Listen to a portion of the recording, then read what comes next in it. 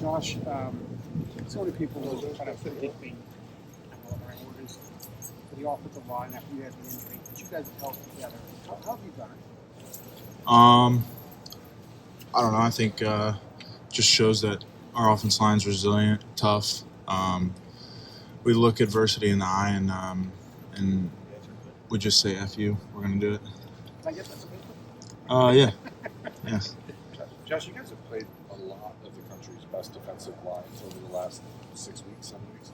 Is there a sense like there's nothing that can surprise you anymore, or do you guys feel like you're better prepared maybe than people would have expected based on who you played? Yeah, I think I think we go into it trying to be the most prepared team. I mean, with this front in Notre Dame, we just watch them and they just play really hard and they play really tough. And it's going to be a good challenge for us because I think they're the toughest team in college football. So that's just my opinion.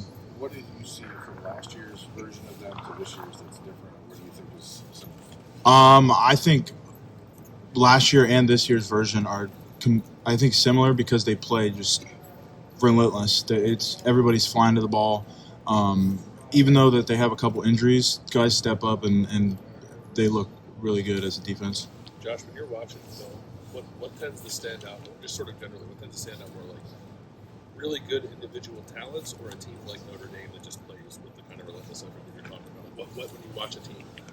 I think both. I think both. I think first you watch the defensive line and watch how they play, and then you compare it to I think other teams, but at the same time you can't compare this team to another team because I think this team plays really hard, but also that they have good technique and good skills out there as a defense as a whole to just wreck a game.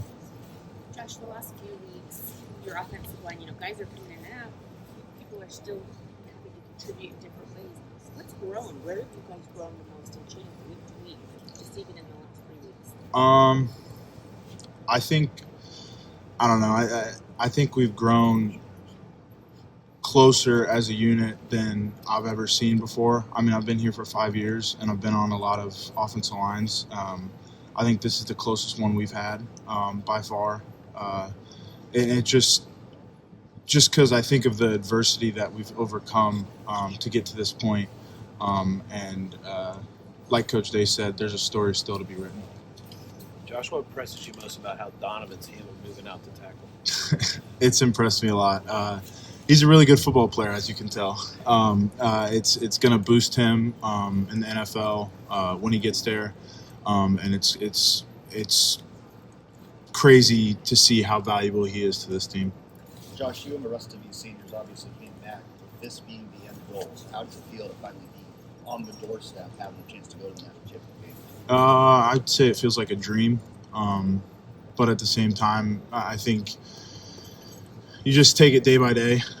You can't look forward to the game. You have to have a good Tuesday practice, have a good Wednesday practice, have a good Thursday practice, and just make sure that those days are complete to where you can build up to that game and see how you're going to do in the game. When you're at this point in the season, this far in, what are the biggest things you're working on in practice to get yourself ready for that game? I think it's more just mental, just seeing what the defense is, what their scheme is, and then also just making sure that you have the right technique for those defenders and stuff like that. Josh, I was talking to Donovan last week when y'all arrived in Dallas and just talking about how all of you guys are hurting in some form or fashion. It has been a grind, hasn't it? I mean, just playing. What can you give me any insight on what's kind of hurting for an offensive lineman right now? Everything?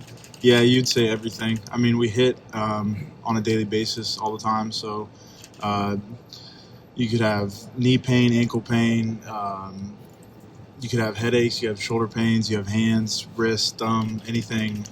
But I think it just shows that we're willing to do whatever to play. That's what I'm saying. What's driving you right now? I mean, what is it? I mean, is it win a national adrenaline? championship. Yeah. Win a national championship. That's what's driving me more than ever because it's a memory that'll last a lifetime if you go and do it. Josh, we talked in the past about the era of the transfer portal, and you wish players had more patience? You're one game left. How would you say your patience has paid off? I think it's paid off. Playing for a national championship. If you were to tell me that when I was 10 years old, being a starting right tackle at Ohio State, I would say I'd say some cuss words at you and tell you to go What kind of away. cussing are you doing at 10 years old? Not that Indiana, much, man. but yeah, it's Indiana. So yeah. There are times when it looks like you're playing on your way. I mean, how much are you really just cutting this out? I don't know. I guess you could say I'm gutting it out. I don't look at myself more than I'm just looking inside that huddle during the offense when we're calling a play, and I'm like, I gotta do it for these guys. Put so much in for them. Being an Indiana guy playing at Notre Dame, Yeah. Indiana school, does that make it more special? No, Notre Dame didn't recruit me when I was going out through high school. But I don't have any ill will against that. They didn't think I was a good enough football player. So at the end of the day, And that's no motivation? no, I don't think that's any motivation. I don't look at it like that. Maybe that they recruited different guys in classes, but I don't look at it as any ill will. Every single person that I've talked to this morning is like, oh my gosh, we're so tired. We're all exhausted. How in the world are you guys finding the mental strength to rest and recover over and over again? Like, what has this week been like, Monday, Tuesday? Yeah, I think it's good. I think it just shows that it's like an NFL style season. I mean, it's crazy to think what we're in week, was it 16 or 17? And it's just, I think it prepares you for the next level more than ever, because it's basic. I wouldn't say it's the NFL, but the playoffs and all that stuff, it's kind of coming together as the NFL. So how are you recharging? Sleep. Sleep, going in the training room, spend hours in there, then go in the film room with a ice pack on or stem or something like that and start watching film. I think it's like a 24/7 thing that you always got to keep your body right to make sure that you're ready to perform at the level you want to perform at. Josh, was losing Seth the bottom point for this offensive line from the standpoint of coming back, of figuring out another way? I mean, explain that day to me and where y'all come from that moment. That day was an oh shit for me. It was just to see where he went from the wintertime to being the guy who wouldn't talk anything and being All-American Remington winner. It was a dark point in this season for us as O-line, but I had confidence in Carson right away. I mean, he played 12 games and he did fine. I thought he did fine in those 12 games, so I had complete and utter confidence in Carson. Yeah, is he one of those? Well, not diamonds in the rough because he played all last year, but that had to come through. I mean, explain. You know what I mean? Yeah, I think it just shows that centers, guards, tackle, they just need time. Time to. I mean, you're not going to do amazing your first season unless you're, I don't know, Michael Jordan or something like that. Yeah. I don't know, but it shows that it's just a development, and I mean our slogan is developed here. I mean, just to see him come from last season to this season, it's completely different. How Justin Fryar helped you develop in the last 3 years playing for him after a different offensive line coach? Yeah, Coach Fry is a great offensive line coach. He knows what technique to use on every single play. He busts his ass for us. Even though people give him hate all the time, I don't understand. I don't see why. He's a great human being. He just wants the best for us, and I think that's what you see at him every single day. Is he's trying to push us to be the best for ourselves. Do you think the job Luke and Austin and Tegra have done kind of rotating on the interior there? Yeah, I think they've done an unbelievable job, and it just shows the selflessness of all three of those guys. Because Tegra was starting for the season, Austin was left guard, and then Luke jumps in there. But those guys haven't complained one bit of, oh, I want to get more playing time or something like that. They've been selfless, and it's amazing to see.